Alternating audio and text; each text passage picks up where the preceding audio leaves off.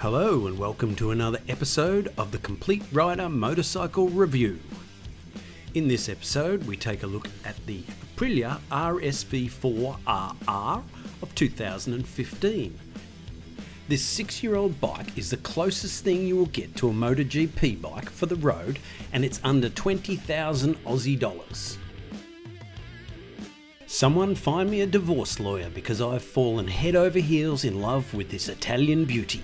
And I'm about to show you why you will as well, and then we'll give it a review. What's a review, I hear you say? Well, we'll rev up the tacho and give it a 100% completely biased and unscientific score, just like this.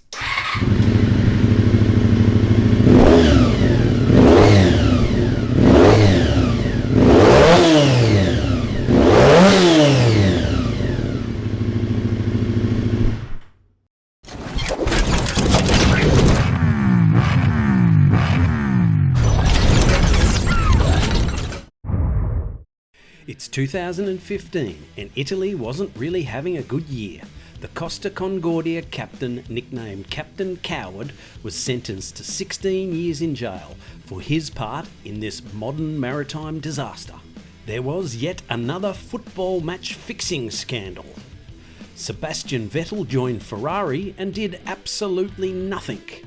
And the iconic Italian tyre manufacturer Pirelli sold a 65% stake to the state-owned Chem China company. But while all this was going on, Aprilia was saving Italy's national pride by releasing the massively upgraded RSV4 RR. In 2009, Aprilia introduced its V4 engine to World Superbike racing, and it changed the category forever. It took its MOTO GP V4 engine technology and made it work in superbikes, with Max Biaggi taking the 2010 and 2012 championship, and Sylvain Gintoli winning the 2014 World Superbike Championship as well. The 2010 to 2014 RSV4s were incredible, showing an impressive advancement from the V-twin engine that the company had historically used. But for the 2015 model, Aprilia made some major changes, and it paid off with the beast of a bike we see here today. In fact, about the only carryover was the basics of the 999.6cc engine. It had to be under 1000cc for World Superbike racing, or I'm sure they would have made it bigger. Just about everything else in the bike was modified. It was lighter, it made more power, it was more reliable, it had a better lubrication system, new gear ratios, new airbox design, longer rear swing arm, lower slung engine for better centre of gravity, new electrics package, and the list would go on and on. So let's look at some of the details of this awesome Italian engineering masterpiece. The red-blooded Italian heart of this weapon is its V4 999.6cc water-cooled 4-stroke engine that runs a 65-degree V-angle, this being a more compact package compared to the 90-degree V-angle of the Honda and Ducati. Its double overhead cam and 4 titanium valves per cylinder gobs the fuel and air mixture, which is fed by 4 Marelli 48mm throttle bodies with electronically controlled variable length velocity stacks, which is a pretty cool design, and produces a mind-blowing 148 kilowatts or, and this sounds even better, 201 horsepower at 13,000 RPM. It not only revs hard, but it's got loads of torque as well, with 117 Newton meters or 86.2 foot-pounds of torque. Its slipper-type wet clutch puts the power to the ground through a 6-speed gearbox with an Aprilia quick shifter, of course, chain drive, and finished off with a 200-section rear booty that looks better than any Italian supermodel from behind.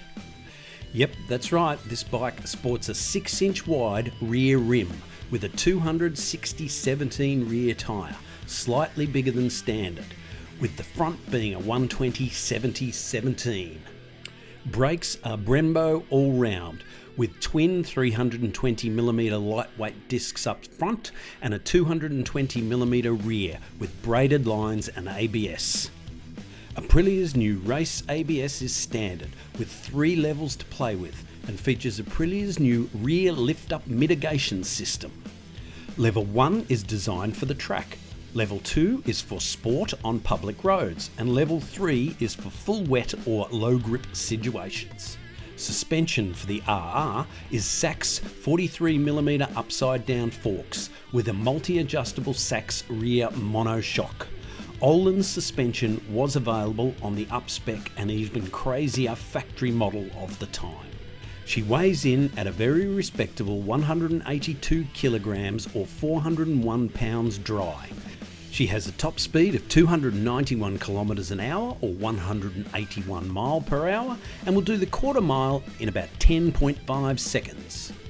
The tank size is 18.5 litres or 4.9 gallons, and who really cares about the fuel consumption with this much power on tap? Seat height is 845mm or 33.2 inches. Comfort wise, it's not that bad for its intended purpose, and that's definitely not commuting. It is what it is, and if you love this style of bike, you will learn to live with it. But it's not that uncomfortable, all things considered. If you haven't already, please subscribe to my channel. It's free, and the more subs I get, the more love the YouTube machine will show me. This bike looks hot from absolutely every angle. That 3-light front, carbon guard, massive air intakes, indicators in the mirror, black on black with the Italian green, white and red colours flying the flag. Its minimalistic design shouts, if it's not needed, it's not wanted. So you only get the creature comforts you need.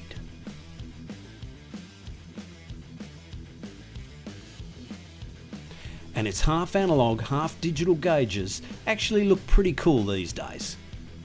Its muscular silver frame, exposed by its skimpy fairing, with in-your-face air vents, screams race, and that's swing arm. What a work of art.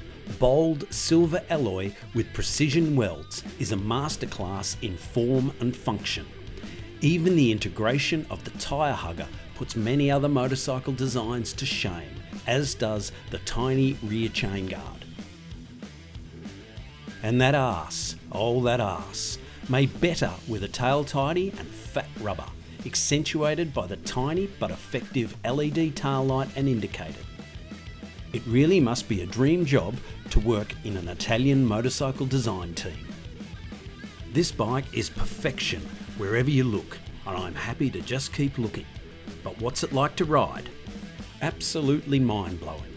More power than you could ever want, but with the confidence that the Aprilia Performance Ride Control has got you covered. It allows almost an endless amount of control with 3 ECU maps: Mad, Crazy Mad and Freakin' Insane. These maps not only change the power, but will change the engine braking as well. Combine that with the 3 ABS settings, plus an 8-mode traction control that can be selected on the fly. But I couldn't, I was too busy hanging on. There is also 3 wheelie control settings. I presume high, higher, and just before you flip maybe.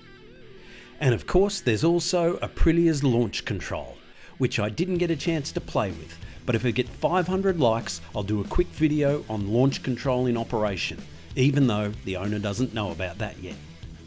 When you ride it you feel like you're on a MOTO GP bike, all that power, all that sound, and all those MOTO GP vibes. To an untrained rider it would be downright scary. What's the piece de resistance? Well, it's got to be that engine note, which is well and truly helped by the SC Project muffler and engine remapping to suit. Words or my audio just can't do it justice. You hear this thing coming a mile away. I feel like I'm at Phillip Island when the MotoGP bikes come out for the first time.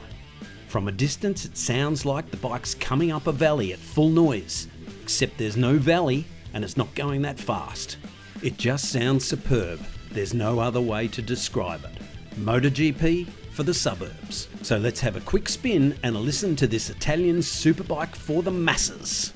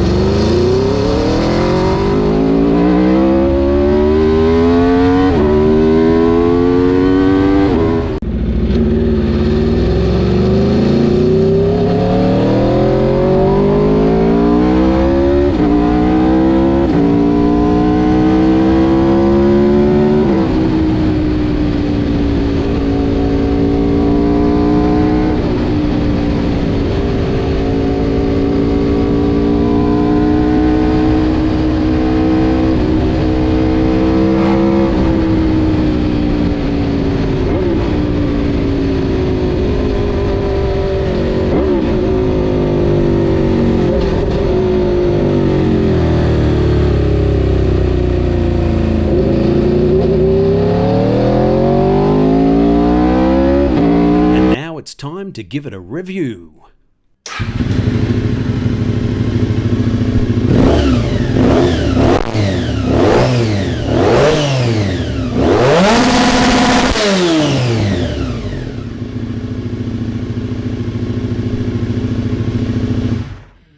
Yep, that's the red line. There was no other score I could give to this absolute beast of a superbike. I'll leave you with some more shots of a bike that I've run out of superlatives to describe just how much I love this bike. If you've ever dreamt of being a racer, then you must ride one of these at least once in your life. Thanks for watching, and don't forget to like, subscribe or comment. I've got to go because I need some alone time with the Aprilia RSV4 RR.